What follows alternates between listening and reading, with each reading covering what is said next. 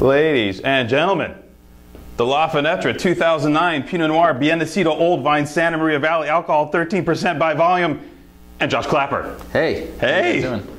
Josh. Yes, sir. 13% alcohol and Yes. old vines and California. Does Yes. this all equal? How do you do that? You know, I was a sommelier. It was all about food and wine and what works best, and low alcohol, classic stuff.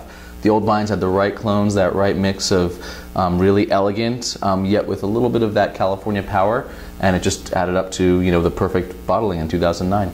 How old are these old vines in the Nacido?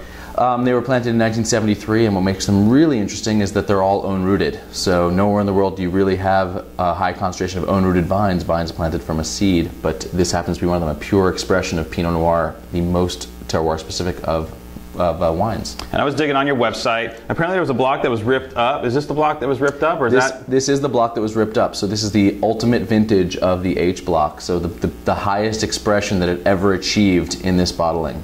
Got it. Now, if I'm allowed to use is the B word a dirty word around you? Burgundian? Yeah, of course. I love the word Burgundy. No, but the deal is I love the Burgundian slant to this wine. Oh, for sure. I mean, you know, I would be lying if I said that California Pinot Noir is what brought me to winemaking. Yeah. Burgundy was really for me, is the ultimate expression of Pinot Noir. And I'm not trying to make Burgundy, but I definitely use the technique and sensibility that was created, 2,000 years ago to today. So. One wine geek question. Sure. Whole cluster? There's about 30% whole cluster in this wine.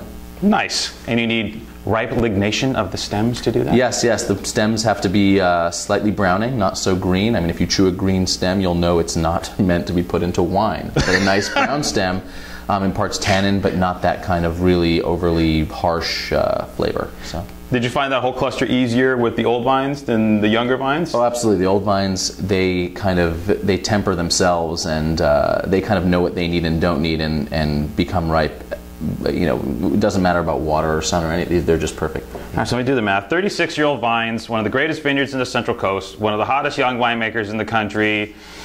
Yeah, I made them blush. And and the wine's really rocking, especially if you're a Burgundy aficionado. And even if you're not, if you just love great Pinot Noir, dig on the Nacido Old Vines from Mr. Klapper here. It's a rock.